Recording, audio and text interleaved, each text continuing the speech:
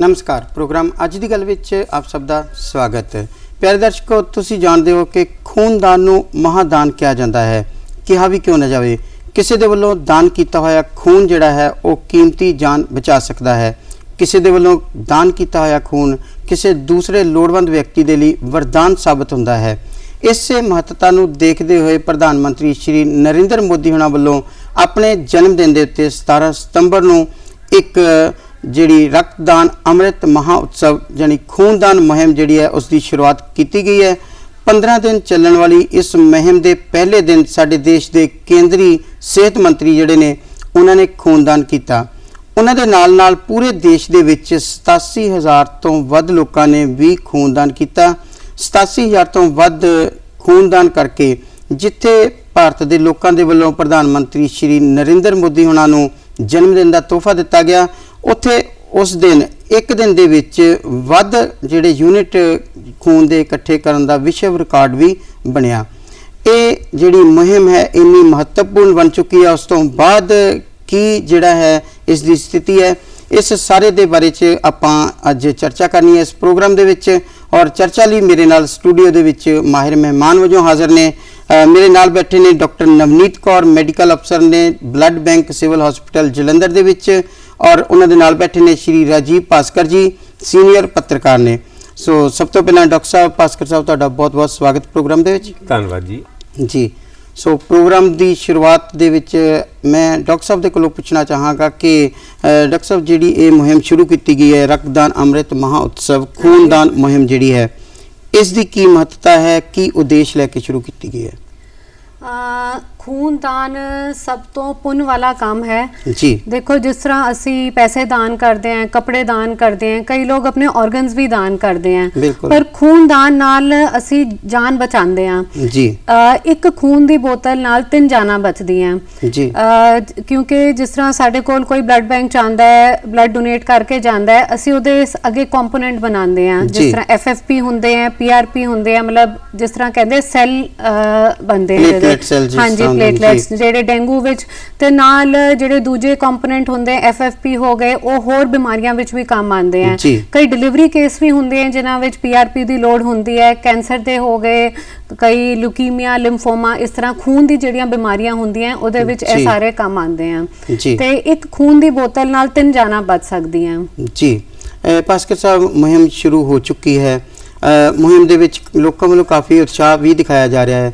Media जिहड़ा है तुसीं मीडिया नाल जुड़े हो, मीडिया इस मुहिम नूं होर सफल बनाने दे वास्ते की योगदान पा सकता है? देखो सब तो पहले तो यह जिहड़ी हुण जिस तरीके नाल 17 तरीक यानी प्रधानमंत्री नरेंद्र मोदी उन्हां दा बर्थडे जी, तुहानूं याद होएगा 8 चीते जी, चीते तो बाद खून, बिल्कुल खून लोगों की जान बचाने वास्ते, बिल्कुल। और खून का महत्व तभी पता लगता है जब तुहाडा कोई नीयर या डीयर अगर किसी को खून की लोड़ होंदी है, जब फिर तुसी जब मैडम कोल जांदे हो कि खून चाहिए और उस टाइम जे तुहाडे परिवार ने तुसी अगर खून दिता होए तो खून वापस लैण दे विच किन्नी कुछ सहूलत मिलती है जब तुहाडे कोल कार्ड होंदा है।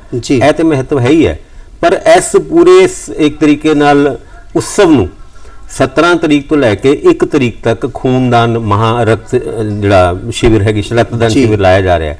यह अपने आप में बहुत वड्डी गल हैगी है। प्रधानमंत्री नरेंद्र मोदी हरमन प्यारे ने और उस उन्हां दे हरमन प्यारे होने का ही यह सबूत है कि पहले दिन ही 27,137 यूनिट्स 87,137 यूनिट जिहड़ा ब्लड डोनेट होया जी। और 1 अक्तूबर नूं जब रक्तदान दिवस होएगा, नैशनल ब्लड डोनेशन डे होएगा, उस दिन इहदा समागम होएगा और उम्मीद है कि तद तक खूनदान की संख्या बहुत वधी होएगी। और यह एक बहुत वड्डी गल हैगी है कि अपने यूथ नूं अगर असी एनकरेज कर सकीए कि किसी भी तरीके नाल वध चढ़ के खूनदान दे के दूजे लोगों की अपने लोगों की जान बचाई जा सके। जी डॉक्टर साहब ये मुहिम जी शुरू हुई है कि ये जी है सरकारी हस्पतालों तक सीमित है या ये नाल होर निजी हस्पताल प्राइवेट कोई होर संस्थावां जिहड़ियां ने वो भी जुड़ियां हुई ने? हाँ जी, सिर्फ सरकारी हस्पताल नहीं प्राइवेट हस्पतालों में भी कैंप लगाए जा रहे हैं। 17 सितंबर तो ही शुरू हैं तो सारे NGOs जिहड़े हैं वो ये मतलब काफ़ी योगदान कर रहे हैं, वो जगह जगह कैंप लगा रहे हैं। 17 सितंबर नूं तां हर ब्लड बैंक विच कैंप लगे हैं। जिस तरह साडा सिविल हस्पताल जलंधर है, साढ़े ਵੱਲੋਂ 3 ਜਗ੍ਹਾ ਅਲੱਗ-ਅਲੱਗ ਕੈਂਪ ਲੱਗੇ ਸੀ। 18 ਤਰੀਕ ਨੂੰ 2 ਜਗ੍ਹਾ ਕੈਂਪ ਲੱਗੇ ਸੀ, ਕੱਲ 19 ਤਰੀਕ ਨੂੰ ਵੀ ਇੱਕ ਕੈਂਪ ਸੀ, ਅੱਜ ਵੀ ਇੱਕ ਕੈਂਪ ਸੀ। ਤੇ ਸਾਡੀ ਕੋਸ਼ਿਸ਼ ਹੈ ਕਿ ਜ਼ਿਆਦਾ ਤੋਂ ਜ਼ਿਆਦਾ ਇਸ ਦਿਵਸ ਨੂੰ ਮਤਲਬ ਕਾਮਯਾਬ ਬਣਾਇਆ ਜਾਏ, ਕਿ ਜ਼ਿਆਦਾ ਤੋਂ ਜ਼ਿਆਦਾ ਇਹਨਾਂ ਦਿਨਾਂ ਵਿੱਚ ਡੋਨੇਸ਼ਨਸ ਹੋਣ। ਤੁਹਾਨੂੰ ਕੀ ਲੱਗਿਆ ਕਿ ਜਿਸ ਤਰ੍ਹਾਂ ਰੂਟੀਨ 'ਚ ਵੀ ਲੋਕ ਜਿਹੜੇ ਨੇ ਉਹ ਬਲੱਡ ਡੋਨੇਟ ਕਰਦੇ ਸੀ, ਇਸ ਮੁਹਿੰਮ ਦੇ ਦੌਰਾਨ ਕੀ ਹੁਲਾਰਾ ਮਿਲਿਆ ਹੈ? ਲੋਕਾਂ ਦੇ ਵਿੱਚ ਉਤਸ਼ਾਹ ਜਾਗਿਆ ਹੈ, ਜ਼ਿਆਦਾ ਲੋਕ ਆ ਰਹੇ ਨੇ? ਬਿਲਕੁਲ ਮਿਲਿਆ ਹੈ, ਕਿਉਂਕਿ ਮੀਡੀਆ ਦੇ ਮਤਲਬ ਮੀਡੀਆ ਦਾ ਵੀ ਯੋਗਦਾਨ ਹੈ ਕਿ ਲੋਕਾਂ ਨੂੰ ਇਹਦੇ ਬਾਰੇ ਜਾਗਰੂਕ ਕੀਤਾ ਹੈ। ਬਾਕੀ NGOs ਨੇ ਵੀ ਇਹਦੇ ਵਿੱਚ ਪੂਰਾ ਯੋਗਦਾਨ ਦਿੱਤਾ ਹੈ ਤੇ ਕਾਫੀ ਡੋਨੇਸ਼ਨਸ ਹੋਈਆਂ ਹੈ, ਮਤਲਬ ਹੁਣ ਵੀ ਲੋਕ ਆ ਰਹੇ ਹਨ ਜੀ। ਭਾਸਕਰ ਸਾਹਿਬ, ਬਹੁਤ ਲੋਕ ਇੱਛੁਕ ਹੁੰਦੇ ਨੇ, ਹੁਣ ਤਾਂ ਮੁਹਿੰਮ ਚੱਲ ਰਹੀ ਹੈ, ਲੋਕ ਇੱਕ ਦੂਜੇ ਨੂੰ ਪੁੱਛ ਕੇ ਵੀ ਚਲੇ ਜਾਂਦੇ ਨੇ। ਬਹੁਤ ਸਾਰੇ ਲੋਕ ਸਵੈ ਇੱਛਾ ਦੇ ਨਾਲ ਖੂਨਦਾਨ ਕਰਨਾ ਚਾਹੁੰਦੇ ਨੇ, ਉਹਨਾਂ ਨੂੰ ਆਮ ਕਰਕੇ ਕਿੱਥੋਂ ਤੱਕ ਪਹੁੰਚ ਜਿਹੜੀ ਹੈ ਕਰਨੀ ਚਾਹੀਦੀ ਹੈ ਤਾਂ ਕਿ ਉਹ ਆਸਾਨੀ ਨਾਲ ਖੂਨਦਾਨ ਕਰ ਸਕਦੇ ਹੋਣ? ਡਾਕਟਰ ਸਾਹਿਬ, ਤੁਸੀਂ ਬਹੁਤ ਵਧੀਆ ਸਵਾਲ ਪੁੱਛਿਆ। ਅਕਸਰ ਦਿਲ ਦੀ ਇੱਛਾ ਹੁੰਦੀ ਹੈ ਕਿ ਮੈਂ ਖੂਨਦਾਨ ਕਰਾਂ ਜੀ, ਔਰ ਵੇਟ ਹੁੰਦੀ ਹੈ ਉਸ ਬਲੱਡ ਡੋਨੇਸ਼ਨ ਕੈਂਪ ਦੀ ਜਿਹੜਾ ਡਿਸਟ੍ਰਿਕਟ ਜਿਹੜੀ ਅਥਾਰਟੀ ਨੇ ਵੱਖ-ਵੱਖ ਜਗ੍ਹਾ ਤੇ ਲਾਉਂਦੀ ਹੈ। ਪਰ ਕਈ ਵਾਰ ਤੁਸੀਂ ਖੂਨਦਾਨ ਵਾਸਤੇ ਤੁਹਾਨੂੰ ਲੱਭਣਾ ਪੈਂਦਾ ਵੀ ਅੱਜ ਕੈਂਪ ਕਿੱਥੇ ਲੱਗ ਰਿਹਾ ਹੈ। ਹਾਲਾਂਕਿ ਮੀਡੀਆ ਦੀ ਅਵੇਅਰਨੈਸ ਜਾਂ ਪਬਲਿਸਿਟੀ ਕੈਂਪੇਨ ਸਮੇਂ-ਸਮੇਂ ਚੱਲਦੇ ਰਹਿੰਦੇ ਨੇ, ਪਰ ਇਸ ਖਾਸ ਮੁਹਿੰਮ ਦੇ ਵਿੱਚ ਜਦ ਪ੍ਰਧਾਨ ਮੰਤਰੀ ਨਰਿੰਦਰ ਮੋਦੀ ਉਹਨਾਂ ਦਾ ਅਸੀਂ ਬਰਥਡੇ ਮਨਾ ਰਹੇ ਹਾਂ, ਜਨਮ ਦਿਵਸ ਮਨਾ ਰਹੇ ਹਾਂ ਔਰ 1 ਅਕਤੂਬਰ ਤੱਕ ਇਹ ਸਾਰਾ ਪ੍ਰੋਗਰਾਮ ਚੱਲਣਾ ਹੈ, ਤਦ ਲੋਕਾਂ ਨੂੰ ਇੱਕ ਅਪੀਲ ਹੈਗੀ ਹੈ ਕਿ ਉਹ ਆਪਣਾ ਰਜਿਸਟ੍ਰੇਸ਼ਨ ਆਰੋਗਿਆ ਸੇਤੂ ਪੋਰਟਲ ਦੇ ਉੱਤੇ ਵੀ ਕਰਾ ਸਕਦੇ ਨੇ ਜੇ ਉਹ ਖੂਨਦਾਨ ਦੇ ਇੱਛੁਕ ਹੈਗੇ ਨੇ ਔਰ ਉਹਨਾਂ ਨੂੰ ਨਹੀਂ ਪਤਾ ਲੱਗ ਰਿਹਾ ਕਿ ਉਹਨਾਂ ਦੇ ਆਲੇ ਦੁਆਲੇ ਕਿੱਥੇ ਕੈਂਪ ਲੱਗਿਆ ਹੈ। ਇਸ ਪੋਰਟਲ ਦੇ ਰਾਹੀਂ ਉਹ ਨਾ ਕੇਵਲ ਇਸ ਗੱਲ ਦੀ ਜਾਣਕਾਰੀ ਲੈ ਸਕਦੇ ਆ ਕਿ ਕਿੱਥੇ ਇਹ ਕੈਂਪ ਅੱਜ ਲੱਗ ਰਿਹਾ ਹੈ ਜਿਸ ਦਿਨ ਤੁਸੀਂ ਖੂਨਦਾਨ ਦੇਣਾ ਚਾਹੁੰਦੇ ਹੋ। ਔਰ ਉਸ ਤੋਂ ਇਲਾਵਾ ਇੱਕ ਹੋਰ ਆਪਸ਼ਨ ਵੀ ਹੈਗੀ ਹੈ, ਈ-ਰਕਸ਼ਕ ਵੈਬ ਪੋਰਟਲ ਜੀ, ਉਹ ਵੀ ਆਪਣੇ ਆਪ ਵਿੱਚ ਇੱਕ ਪੋਰਟਲ ਹੈਗੀ ਹੈ ਜਿਹਦੇ ਰਾਹੀਂ ਤੁਸੀਂ ਰਜਿਸਟ੍ਰੇਸ਼ਨ, ਯਾਨੀ ਜਿਸ ਤਰ੍ਹਾਂ ਮੈਂ ਪਹਿਲੇ ਵੀ ਕਹਿ ਚੁੱਕਿਆ ਆਰੋਗਿਆ ਸੇਤੂ ਤੋਂ ਇਲਾਵਾ ਈ-ਰਕਸ਼ਕ ਪੋਰਟਲ ਦੇ ਵਿੱਚ ਜਾ ਕੇ ਤੁਸੀਂ ਆਪਣੇ ਆਪ ਦਾ ਰਜਿਸਟ੍ਰੇਸ਼ਨ ਕਰਵਾ ਸਕਦੇ ਹੋ ਔਰ ਸਮਾਂ ਲੈ ਸਕਦੇ ਹੋ। ਉਸ ਪਾਰਟਿਕੂਲਰ ਸਮੇਂ ਦੇ ਵਿੱਚ ਤੁਸੀਂ ਉਸ ਬਲੱਡ ਡੋਨੇਸ਼ਨ ਕੈਂਪ ਦੇ ਵਿੱਚ ਜਾ ਕੇ ਤੁਸੀਂ ਆਪਣਾ ਖੂਨਦਾਨ ਦੇ ਸਕਦੇ ਹੋ ਔਰ ਤੁਹਾਨੂੰ ਖੂਨਦਾਨ ਦੇਣ ਤੋਂ ਬਾਅਦ ਇੱਕ ਸਰਟੀਫਿਕੇਟ ਮਿਲਦਾ ਹੈ। ਉਸ ਸਰਟੀਫਿਕੇਟ ਨੂੰ ਸਾਂਭ ਕੇ ਰੱਖਣਾ ਹੁੰਦਾ ਹੈ। ਕੱਲ ਨੂੰ ਤੁਹਾਨੂੰ ਜਾਂ ਤੁਹਾਡੇ ਕਿਸੇ ਰਿਸ਼ਤੇਦਾਰ ਨੂੰ, ਤੁਹਾਡੇ ਕਿਸੇ ਦੋਸਤ ਮਿੱਤਰ ਨੂੰ ਖੂਨ ਦੀ ਆਵਸ਼ਕਤਾ ਪਏ ਤੇ ਉਹ ਸਰਟੀਫਿਕੇਟ ਵੀ ਕੰਮ ਖੂਨ ਜਿਹੜਾ, ਕਿਉਂਕਿ ਡਾਕਟਰ ਸਾਹਿਬ ਖੂਨ ਦੇ ਮਹੱਤਵ ਦੀ ਗੱਲ ਹੀ ਤੁਹਾਨੂੰ ਤਾਂ ਪਤਾ ਲੱਗਦੀ ਹੈ ਜਦ ਤੁਹਾਨੂੰ ਐਮਰਜੈਂਸੀ ਦੇ ਵਿੱਚ ਖੂਨ ਲਿਆਉਣ ਵਾਸਤੇ ਡਾਕਟਰ ਕਹਿੰਦੇ ਨੇ ਕਿ ਤੁਹਾਡਾ ਪੇਸ਼ੈਂਟ ਅਗਰ ਇਮੀਡੀਏਟਲੀ ਅਗਰ ਤੁਸੀਂ ਖੂਨ ਨਹੀਂ ਲੈ ਕੇ ਆਓਗੇ, ਔਰ ਜਿਸ ਤਰ੍ਹਾਂ ਸਾਡੀ ਸਕਰੀਨ ਤੇ ਵੀ ਚੱਲ ਰਿਹਾ ਹੈ, ਬਿਲਕੁਲ ਸਾਡੇ ਦੇਸ਼ ਦੇ ਜਿਹੜੇ ਸਿਹਤ ਮੰਤਰੀ ਨੇ ਉਹ ਖੂਨਦਾਨ ਕਰ ਰਹੇ ਨੇ ਜੀ। ਇਹ ਮਨਸੁਖ ਮਾਡਵਿਆ ਜੀ ਇਹਨਾਂ ਦਾ ਨਾਮ ਹੈਗਾ ਔਰ ਇਹਨਾਂ ਨੇ ਹੀ ਮੇਗਾ ਕੈਂਪ ਦੇ ਦੌਰਾਨ ਇਨੋਗ੍ਰੇਸ਼ਨ ਕੀਤਾ ਸੀ ਜਿਹਦੇ ਵਿੱਚ 87,137 ਬਲੱਡ ਯੂਨਿਟਸ ਉਸ ਦਿਨ ਦਾਨ ਹੋਈ ਸੀ ਔਰ ਵਰਲਡ ਰਿਕਾਰਡ ਹੈ ਜਿਸ ਤਰ੍ਹਾਂ ਤੁਸੀਂ ਵੀ ਦੱਸਿਆ। ਔਰ ਆਪਣੇ ਆਪ ਵਿੱਚ ਜੇ ਅਸੀਂ ਖੂਨਦਾਨ ਦੇ ਅੱਦਾਂ ਦੇ ਵਰਲਡ ਰਿਕਾਰਡ ਆਪ ਦੇ ਹੀ ਤੋੜਦੇ ਰਹੀਏ ਤੇ ਮੈਨੂੰ ਇਹ ਲੱਗਦਾ ਹੈ ਕਿ ਭਾਰਤ ਦੀ ਜਨਸੰਖਿਆ ਬਹੁਤ ਜ਼ਿਆਦਾ ਹੈ ਪਰ ਖੂਨ ਦੀ ਕਮੀ ਨਾਲ ਕੋਈ ਵਿਅਕਤੀ ਨਾ ਮਰੇ, ਖੂਨ ਦੀ ਆਵਸ਼ਕਤਾ ਨਾਲ ਦਰ ਨਾ ਭਟਕਣਾ ਪਏ, ਉਹਨੂੰ ਅਸੀਂ ਇਸ ਤਰ੍ਹਾਂ ਦੇ ਮੈਗਾ ਬਲੱਡ ਡੋਨੇਸ਼ਨ ਕੈਂਪ ਦੇ ਰਾਹੀਂ ਆਪਾਂ ਇਹਨੂੰ ਇਨਸ਼ੋਰ ਕਰ ਸਕਦੇ ਹਾਂ ਜੀ। ਡਾਕਟਰ ਸਾਹਿਬ, ਭਾਸਕਰ ਸਾਹਿਬ ਨੇ ਦੱਸਿਆ ਕਿ ਇੱਕ ਪੋਰਟਲ ਬਣਿਆ ਹੈ, ਆਨਲਾਈਨ ਰਜਿਸਟ੍ਰੇਸ਼ਨ ਕਰਵਾਈ ਜਾ ਸਕਦੀ ਹੈ। ਹਰ ਕਿਸੇ ਵਿਅਕਤੀ ਦੇ ਵੱਸ ਦੇ ਵਿੱਚ ਨਹੀਂ ਹੁੰਦਾ ਕਿ ਵੀ ਉਹ ਆਨਲਾਈਨ ਜਾ ਕੇ ਰਜਿਸਟ੍ਰੇਸ਼ਨ ਕਰਵਾ ਸਕੇ। ਅਗਰ ਕੋਈ ਨਹੀਂ ਕਰਵਾ ਸਕਦਾ ਤਾਂ ਉਸ ਨੂੰ ਕਿੱਥੇ ਪਹੁੰਚ ਕਰਨੀ ਚਾਹੀਦੀ ਹੈ? ਇਸ ਬਾਰੇ ਮੈਂ ਕਹਿਣਾ ਚਾਹੁੰਦੀ ਹਾਂ, ਸਾਡੇ ਸਿਵਲ ਹਸਪਤਾਲ ਜਲੰਧਰ ਵਿੱਚ ਮਤਲਬ ਜਿਸ ਤਰ੍ਹਾਂ ਕਿਸੇ ਨੇ ਬਲੱਡ ਡੋਨੇਟ ਕਰਨਾ ਹੈ, ਕਿਸੇ ਟਾਈਮ ਵੀ 24 ਘੰਟੇ ਹੈ ਖੁੱਲਿਆ ਹੈ, ਕਿਸੇ ਟਾਈਮ ਤੁਸੀਂ ਆ ਜਾਓ, ਬੇਸ਼ੱਕ ਤੁਸੀਂ ਆਨਲਾਈਨ ਰਜਿਸਟ੍ਰੇਸ਼ਨ ਈ-ਰਕਸ਼ਕ ਜਾਂ ਆਰੋਗਿਆ ਸੇਤੂ ਤੇ ਨਹੀਂ ਵੀ ਕੀਤੀ, ਆ ਕੇ ਡੋਨੇਟ ਕਰ ਸਕਦੇ ਆ। ਕੋਈ ਕੈਂਪ ਤੇ ਆਉਣ ਦੀ ਲੋੜ ਨਹੀਂ, ਸਿੱਧਾ ਬਲੱਡ ਬੈਂਕ ਆਣ, ਉਸ ਟਾਈਮ ਕਿਸੇ ਵੀ ਟਾਈਮ 24 ਘੰਟੇ ਖੁੱਲਿਆ ਹੈ, ਸਵੇਰੇ ਸ਼ਾਮ ਨੂੰ ਜਾਂ ਰਾਤ ਨੂੰ ਕਿਸੇ ਟਾਈਮ ਆਪਣੇ ਕੰਮ ਤੋਂ ਵੇਲੇ ਆ ਕੇ ਉਹ ਬਲੱਡ ਡੋਨੇਟ ਕਰ ਸਕਦੇ ਆ, ਕੋਈ ਪ੍ਰੋਬਲਮ ਨਹੀਂ ਆਏਗੀ ਉਹਨਾਂ ਨੂੰ। ਉੱਥੇ ਹੀ ਸਰਟੀਫਿਕੇਟ ਮਿਲ ਜਾਏਗਾ, ਉੱਥੇ ਉਹਨਾਂ ਦੀ ਆਨਲਾਈਨ ਐਂਟਰੀ ਵੀ ਹੋ ਜਾਏਗੀ ਤੇ ਉਹ ਦੇ ਸਕਦੇ ਆ। ਕੈਂਪ ਦੀ ਵੀ ਲੋੜ ਨਹੀਂ ਹੈ, ਮਤਲਬ ਕੈਂਪ ਦੀ ਵੀ ਵੇਟ ਕਰਨ ਦੀ ਲੋੜ ਨਹੀਂ, ਜਿਸ ਟਾਈਮ ਮਰਜ਼ੀ ਆ ਕੇ ਦੇ ਸਕਦੇ ਆ। ਔਰ ਜਿਸ ਤਰ੍ਹਾਂ ਮੈਂ ਪਹਿਲੇ ਵੀ ਦੱਸਿਆ ਕਿ ਈ-ਰਕਤਤੋਸ਼ ਪੋਰਟਲ ਜਿਹੜੀ ਹੈਗੀ ਉਹਦੇ ਨਾਲ 3600 ਬਲੱਡ ਬੈਂਕਸ ਕਨੈਕਟਡ ਨੇ ਜੀ, ਯਾਨੀ ਕੋਈ ਵੀ ਵਿਅਕਤੀ ਬਲੱਡ ਦੇਣਾ ਚਾਹੁੰਦਾ ਹੈ ਉਹਨੂੰ ਨੀਅਰੈਸਟ ਬਲੱਡ ਬੈਂਕ ਕਿੱਥੇ ਪਏਗਾ ਉਹਨੂੰ ਇਸ ਪੋਰਟਲ ਦੇ ਰਾਹੀਂ ਪਤਾ ਲੱਗ ਜਾਏਗਾ ਔਰ ਜਾ ਕੇ ਉਹ ਬਲੱਡ ਦੇ ਸਰਟੀਫਿਕੇਟ ਲਏ ਔਰ ਉਸ ਤੋਂ ਬਾਅਦ ਕੁਝ ਖਾਣ ਪੀਣ ਨੂੰ ਵੀ ਮਿਲਦਾ ਹੈ, ਰਿਫਰੈਸ਼ਮੈਂਟ ਵੀ ਮਿਲਦੀ ਹੈ ਮੈਨੂੰ, ਕਿਉਂਕਿ ਮੈਂ ਕਈ ਵਾਰ ਬਲੱਡ ਦਿੱਤਾ ਹੋਇਆ ਮੈਨੂੰ ਯਾਦ ਹੈ ਇੱਕ ਬਾਲ ਜੀ ਵੀ ਮਿਲਦੀ ਹੈ, ਉਹਨੂੰ ਆਪਾਂ ਦਬਾਈਏ ਤੇ ਖੂਨ ਜਲਦੀ ਨਿਕਲਦਾ ਹੈ।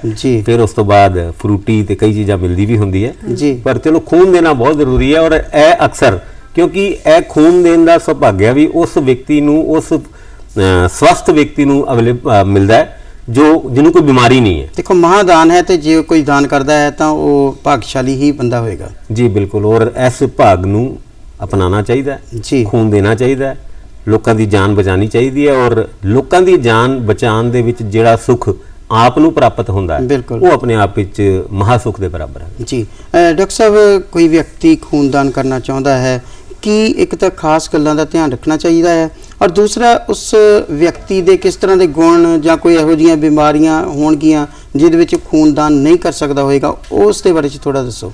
ਹਾਂਜੀ, ਸਭ ਤੋਂ ਪਹਿਲਾ ਹੈ ਕਿ 18 ਤੋਂ 60 ਸਾਲ ਦਾ ਬੰਦਾ ਜਿਹੜਾ ਫਿਟ ਹੈ, ਫਿਟ ਮਤਲਬ ਜਿਹਨੂੰ ਕੋਈ ਬਿਮਾਰੀ ਨਹੀਂ ਹੈ, ਕਈ ਬਿਮਾਰੀਆਂ ਵਾਲੇ ਹੀ ਹੈ ਜਿਹੜੇ ਨਹੀਂ ਦੇ ਸਕਦੇ ਬਲੱਡ, ਉਹਨਾਂ ਵਿੱਚੋਂ ਹੋ ਗਈ ਬੀਪੀ, ਸ਼ੂਗਰ, ਥਾਇਰਾਇਡ, ਕੈਂਸਰ ਦਾ ਪੇਸ਼ੈਂਟ ਜਾਂ ਜਿਸ ਦੀ ਕੋਈ ਸਾਲ ਵਿੱਚ ਸਰਜਰੀ ਹੋਈ ਹੋ ਉਹ ਹੀ ਬਲੱਡ ਨਹੀਂ ਦੇ ਸਕਦੇ। ਬਾਕੀ ਕੋਈ ਨਾਰਮਲ ਬੰਦਾ ਮਤਲਬ 18 ਤੋਂ 60 ਸਾਲ ਵਾਲਾ ਬਲੱਡ ਦੇ ਸਕਦਾ ਹੈ। ਲੇਡੀਜ਼ ਵੀ ਦੇ ਸਕਦੀਆਂ ਸਿਰਫ ਪ੍ਰੈਗਨੈਂਸੀ ਦੌਰਾਨ ਜਾਂ ਬੱਚੇ ਨੂੰ ਫੀਡ ਕਰਾ ਰਹੇ हैं ਜਾਂ ਜਿਸ ਤਰ੍ਹਾਂ ਪੀਰੀਅਡਸ ਆਏ ਹੋਏ हैं ਤਾਂ ਨਹੀਂ ਦੇ ਸਕਦੇ। ਪਰ ਜੇ HB ਨਾਰਮਲ ਹੈ ਮਤਲਬ ਹੀਮੋਗਲੋबिन ਖੂਨ ਦੀ ਮਾਤਰਾ ਨਾਰਮਲ ਹੈ ਤਾਂ ਸਾਰੇ ਬਲੱਡ ਦੇ ਸਕਦੇ ਆ ਜੀ। ਕੋਈ ਖਾਸ ਬਿਮਾਰੀਆਂ ਜਿਨ੍ਹਾਂ ਦੇ ਵਿੱਚ ਇਹ ਜਿਹੜਾ ਖੂਨ ਨਹੀਂ ਦਿੱਤਾ ਜਾ ਸਕਦਾ? ਕਈ ਹੁੰਦੀਆਂ ਨੇ ਬਿਮਾਰੀਆਂ जिस तरह हेपेटाइटिस सी ही है कि ये ट्रैवल करता है खून तो खून अगर बिल्कुल बिल्कुल हेपेटाइटिस सी हो गया, HIV हो गया, सिफिलिस हो गया, मलेरिया हो गया, ए वाले ਜਿਹੜੇ ਬੰਦਿਆਂ ਨੂੰ ਇਹ ਬਿਮਾਰੀਆਂ ਹੈ ਉਹ ਨਹੀਂ ਦੇ ਸਕਦੇ। ਔਰ ਜਦੋਂ ਸਾਡੇ ਕੋਲ ਕੋਈ ਡੋਨਰ ਆਂਦਾ ਹੈ ਕੈਂਪ ਵਿੱਚ ਜਾਂ ਬਲੱਡ ਬੈਂਕ ਵਿੱਚ ਅਸੀਂ ਉਹਨਾਂ ਦੀ ਪੂਰੀ ਹਿਸਟਰੀ ਲੈਂਦੇ ਹਾਂ, ਕਾਉਂਸਲਿੰਗ ਕਰਦੇ ਹਾਂ ਕਿ ਉਹਨਾਂ ਨੂੰ ਇਹ ਕੋਈ ਬਿਮਾਰੀ ਤਾਂ ਨਹੀਂ ਹੈ ਤੇ ਤਾਂ ਹੀ ਫਿਰ ਖੂਨਦਾਨ ਹੁੰਦਾ ਹੈ। ਭਾਸਕਰ ਜੀ, ਤੁਸੀਂ ਕਿਹਾ ਕਿ ਵੀ ਤੁਸੀਂ ਵੀ ਕਈ ਵਾਰ ਖੂਨਦਾਨ ਕੀਤਾ ਹੈ।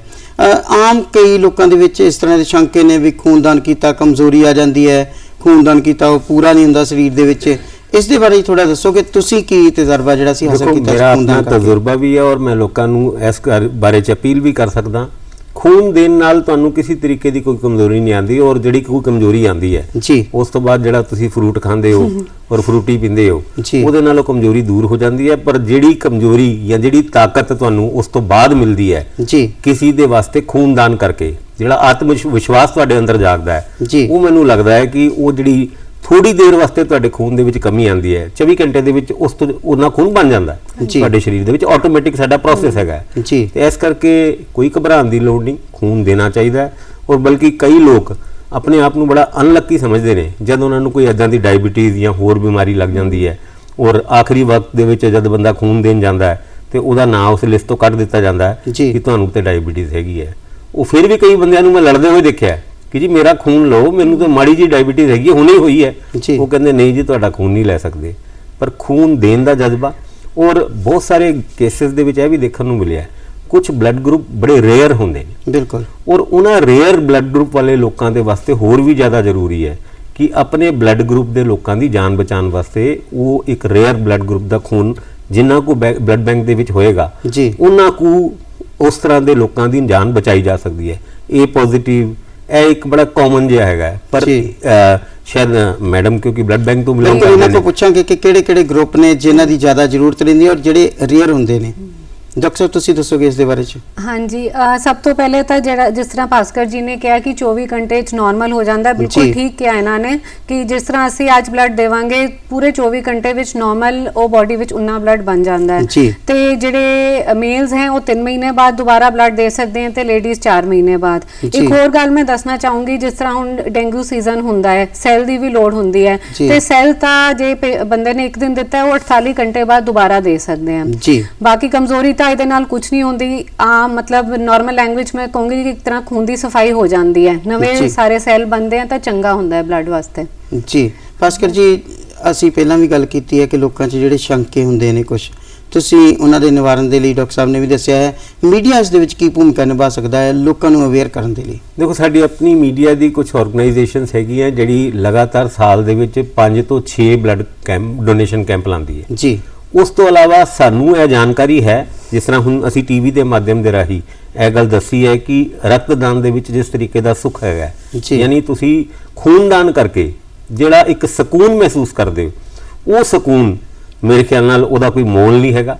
ਔਰ ਇਹ ਖੂਨਦਾਨ ਜਦ ਤੱਕ ਤੁਸੀਂ ਦੇ ਸਕਦੇ ਹੋ, ਉਹ ਘੱਟ ਤੋਂ ਘੱਟ ਵੈਸੇ ਤੇ 48 ਘੰਟੇ ਦੀ ਗੱਲ ਡਾਕਟਰ ਸਾਹਿਬ ਨੇ ਕਹੀ ਹੈ, ਪਰ 6 ਮਹੀਨੇ ਦੇ ਵਿੱਚ ਇੱਕ ਵਾਰ ਤੇ ਖੂਨਦਾਨ ਕਰਨਾ ਹੀ ਚਾਹੀਦਾ ਹੈ, ਜਿਹਦੇ ਕਰਕੇ ਸਾਡੇ ਉਹਨਾਂ ਥੈਲੀਸੀਮੀਆ ਤੁਸੀਂ ਇੱਕ ਸੁਣਿਆ ਹੋਏਗਾ, ਇੱਕ ਬੱਚਿਆਂ ਨੂੰ ਬਿਮਾਰੀ ਹੋ ਜਾਂਦੀ ਹੈ, ਉਹਦੇ ਵਿੱਚ ਪੂਰਾ ਖੂਨ ਮੇਰੇ ਖਿਆਲ ਨਾਲ ਬੜੀ ਜਲਦੀ ਟ੍ਰਾਂਸਪਲਾਂਟ ਕਰਨਾ ਪੈਂਦਾ ਹੈ ਤੇ ਉੱਦਾਂ ਦੇ ਮਰੀਜ਼ਾਂ ਦੀ ਤੁਸੀਂ ਹੈਲਪ ਕਰੋ ਤੇ ਆਪਣੇ ਆਪ ਵਿੱਚ ਮੈਂ ਫਿਰ ਦੁਬਾਰਾ ਉਹੀ ਕਹੂੰਗਾ ਇੱਕ ਤੇ ਤੁਸੀਂ ਖੂਨਦਾਨ ਕਰਕੇ ਜਿਹੜਾ ਸਕੂਨ ਲੈ ਰਹੇ ਹੋ, ਉਹ ਵੀ ਫਿਰ ਸਾਡੇ ਪ੍ਰਧਾਨ ਮੰਤਰੀ ਦਾ ਜਨਮ ਦਿਨ ਹੋਏ ਔਰ ਉਸ ਉਪਲਕਸ਼ ਦੇ ਵਿੱਚ ਇਸ ਤਰ੍ਹਾਂ ਦੇ ਕੈਂਪਸ ਲਗਾਏ ਜਾਣ ਤੇ ਉਹਦੇ ਵਿੱਚ ਤੁਹਾਡੀ ਉਹ ਖੁਸ਼ੀ ਦੁੱਗਣੀ ਤਿਗਣੀ ਤੇ ਚੌਗਣੀ ਵੀ ਹੋ ਸਕਦੀ। ਜੀ ਡਾਕਟਰ ਸਾਹਿਬ, ਤੁਹਾਡੇ ਕੋਲ ਪੁੱਛਣਾ ਚਾਹਾਂਗਾ ਕਿ ਇੱਕ ਤਾਂ ਦੇਸ਼ ਦੇ ਅਗਰ ਅੰਕੜੇ ਹੈਗੇ ਨੇ ਤਾਂ ਜਾਂ ਅਸੀਂ ਜਨਰਲੀ ਸੋਚੀਏ ਕਿ ਕੀ ਜਿੰਨੇ ਖੂਨ ਦੀ ਲੋੜ ਹੁੰਦੀ ਹੈ, ਤੁਸੀਂ ਹਸਪਤਾਲ ਨਾਲ ਜੁੜੇ ਹੋਏ ਤੁਹਾਨੂੰ ਪਤਾ ਹੈ, ਉਹਨਾਂ ਖੂਨ ਉਪਲਬਧ ਹੋ ਜਾਂਦਾ ਹੈ, ਡੋਨੇਸ਼ਨ ਦੇ ਰੂਪ ਦੇ ਵਿੱਚ ਆ ਜਾਂਦਾ ਹੈ?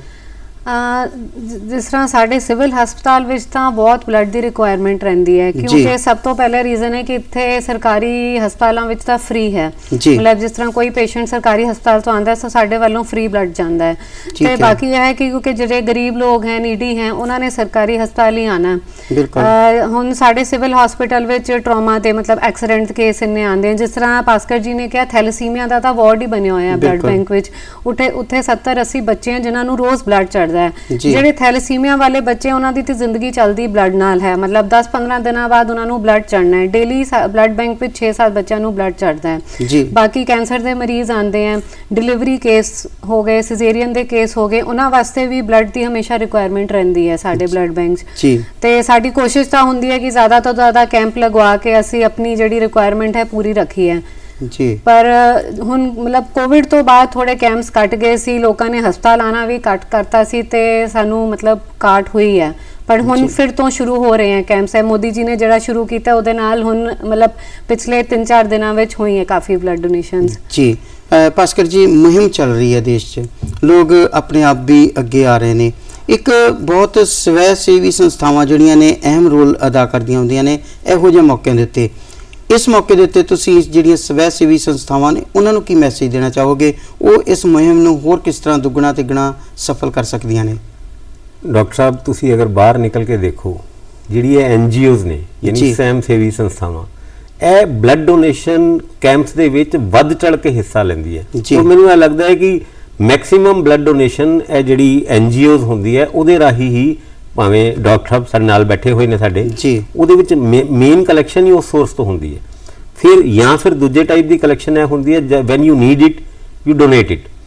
ਯਾਨੀ ਬਹੁਤ ਵਾਰੀ ਤੁਸੀਂ ਇਹ ਦੇਖਿਆ ਹੋਵੇਗਾ ਕਿ ਤੁਹਾਡਾ ਕੋਈ ਨੀਅਰ ਐਂਡ ਡੀਅਰ ਕਿਸੇ ਹਸਪੀਟਲ ਦੇ ਵਿੱਚ ਐਡਮਿਟ ਹੈ, ਅਚਾਨਕ ਹੀ ਇਹ ਹੁਕਮ ਹੁੰਦਾ ਹੈ ਵੀ ਖੂਨ ਚਾਹੀਦਾ ਹੈ। ਬਿਲਕੁਲ। ਔਰ ਉਸ ਟਾਈਮ, ਕਿਉਂਕਿ ਮੈਂ ਇਸ ਗੱਲ ਦਾ ਜ਼ਿਕਰ ਇਸ ਕਰਕੇ ਕਰ ਰਿਹਾ ਕਿ ਸਾਡਾ ਪੱਤਰਕਾਰ ਸਾਥੀ ਕੁਝ ਸਾਲ ਪਹਿਲੇ ਇਸ ਤਰੀਕੇ ਨਾਲ ਹੀ ਹਸਪੀਟਲ ਵਿੱਚ ਐਡਮਿਟ ਹੋਇਆ ਸੀਗਾ ਤੇ ਸਾਨੂੰ ਬਲੱਡ ਡੋਨੇਸ਼ਨ ਵਾਸਤੇ ਜਾਂ ਬਲੱਡ ਵਾਸਤੇ ਬਹੁਤ ਜ਼ਬਰਦਸਤ ਜ਼ਰੂਰਤ ਪਈ ਸੀ। ਤੇ ਸਾਡੇ PAP ਤੋਂ ਪੁਲਿਸ ਦੇ ਜਵਾਨ ਇਮੀਡੀਏਟਲੀ ਆਏ ਸੀ, ਉਹਨਾਂ ਨੇ ਵੀ ਖੂਨ ਦਿੱਤਾ, ਸਾਡੇ ਸਾਥੀਆਂ ਨੇ ਵੀ ਖੂਨ ਦਿੱਤਾ ਤੇ ਉਸ ਦੀ ਜਾਨ ਬਚਾਉਣ ਦੇ ਵਿੱਚ ਜਿਸ ਖੂਨ ਦਾ ਜ਼ਿਕਰ ਅਸੀਂ ਇਸ ਬਲੱਡ ਡੋਨੇਸ਼ਨ ਕੈਂਪ ਦੇ ਵਿੱਚ ਕਰ ਰਹੇ ਹਾਂ, ਉਹ ਬੜਾ ਇੱਕ ਤਰੀਕੇ ਨਾਲ ਕੀ ਫੈਕਟਰ ਕਹੀਏ, ਜਾਂ ਅਗਰ ਖੂਨ ਨਾ ਮਿਲਦਾ ਤੇ ਉਹ ਜਾਨ ਨਹੀਂ ਬਚਾਈ ਜਾ ਸਕਦੀ ਸੀ। ਉਸ ਦੌਰਾਨ ਇਸ ਤਰ੍ਹਾਂ ਦੇ ਇਨਸੀਡੈਂਟ ਦੇ ਵਿੱਚ ਤੁਹਾਨੂੰ ਖੂਨ ਦੀ ਵੈਲਿਊ ਪਤਾ ਲੱਗਦੀ ਹੈ ਕਿ ਜਿਹੜੇ ਖੂਨ ਤੁਸੀਂ ਦਾਨ ਕਰ ਰਹੇ ਹੋ ਉਹ ਕਿਸ ਤਰੀਕੇ ਨਾਲ ਕਿਸੇ ਦੀ ਜਾਨ ਬਚਾਉਣ ਦੇ ਕੰਮ ਆਉਂਦਾ ਹੈ।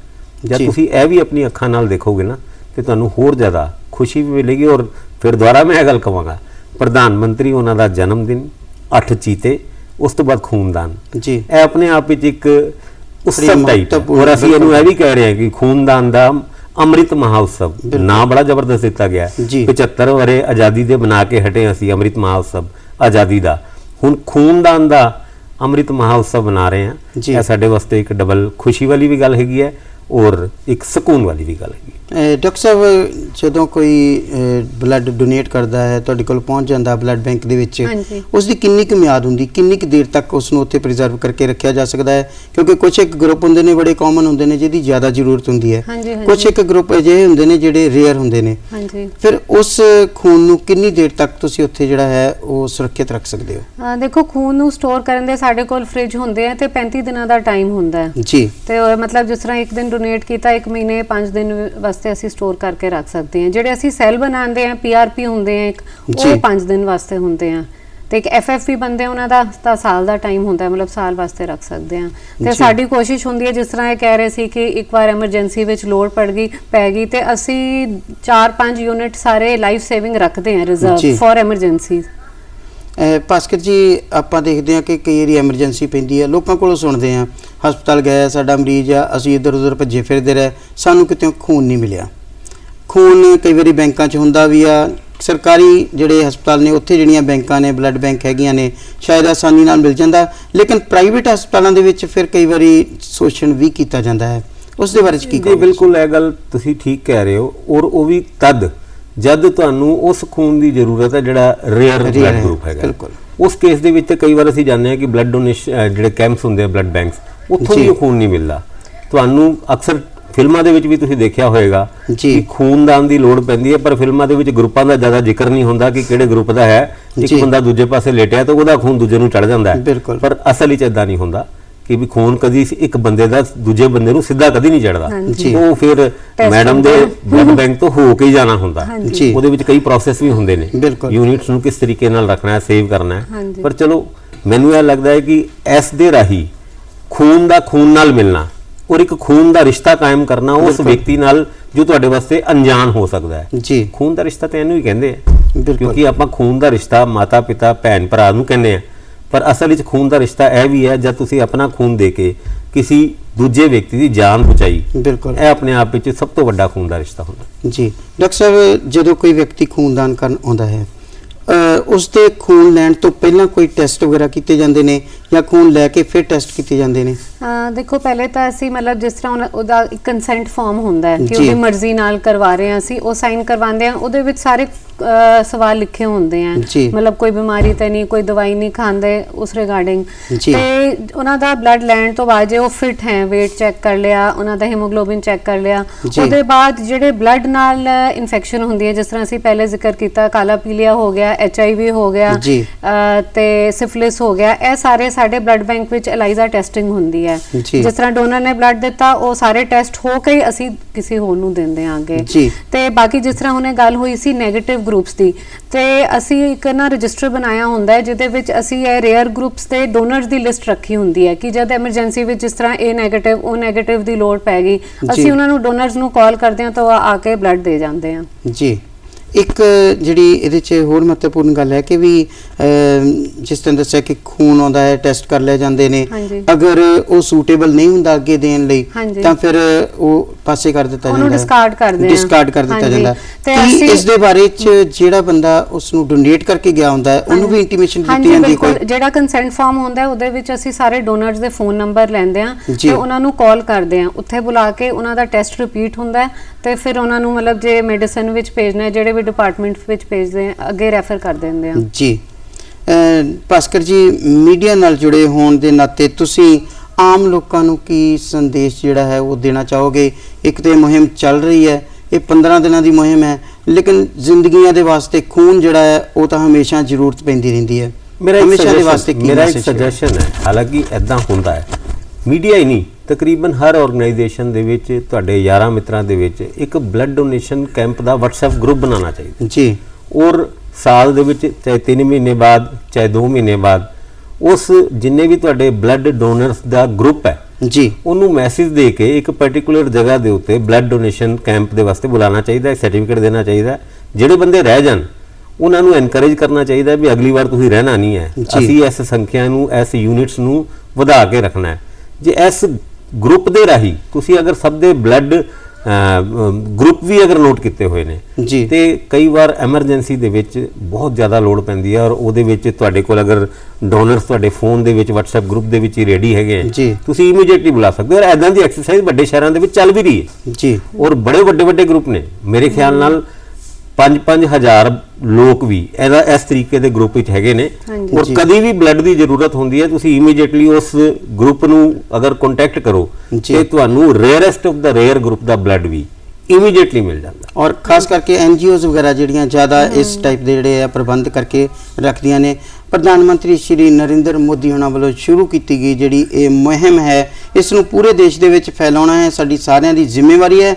ਸਿਰਫ ਜਾਗਰੂਕ ਹੀ ਨਹੀਂ ਕਰਨਾ ਹੈ, ਖੁਦ ਵੀ ਇਸ ਦੇ ਵਿੱਚ ਹਿੱਸਾ ਪਾਉਣਾ ਹੈ। ਉਮੀਦ ਕਰਦੇ ਹਾਂ ਕਿ ਇਹ ਮੁਹਿੰਮ ਜਿਹੜੀ ਹੈ 1 ਅਕਤੂਬਰ ਤੱਕ ਹੀ ਨਹੀਂ, ਉਸ ਤੋਂ ਬਾਅਦ ਵੀ ਨਿਰੰਤਰ ਜਿਹੜੀ ਹੈ ਚੱਲਦੀ ਰਹੇਗੀ ਤਾਂ ਕਿ ਖੂਨ ਦੀ ਕਮੀ ਦੇ ਕਰਕੇ ਕਿਸੇ ਵਿਅਕਤੀ ਦੀ ਜਿਹੜੀ ਜਾਨ ਹੈ ਉਹ ਨਾ ਜਾਵੇ। ਇਸ ਦੇ ਨਾਲ ਹੀ ਸਾਡੇ ਪ੍ਰੋਗਰਾਮ ਦਾ ਸਮਾਂ ਖਤਮ ਹੁੰਦਾ ਹੈ। ਆਗਿਆ ਚਾਹੁੰਦੇ ਹਾਂ ਡਾਕਟਰ ਸਾਹਿਬ ਭਾਸਕਰ ਜੀ, ਤੁਸੀਂ ਸਟੂਡੀਓ ਵਿੱਚ ਆਏ, ਤੁਹਾਡਾ ਬਹੁਤ ਬਹੁਤ ਸ਼ੁਕਰੀਆ। ਤੇ ਦਰਸ਼ਕੋ, ਤੁਸੀਂ ਸਾਡੇ ਪ੍ਰੋਗਰਾਮ ਨਾਲ ਜੁੜੇ, ਤੁਹਾਡਾ ਵੀ ਬਹੁਤ ਬਹੁਤ ਧੰਨਵਾਦ।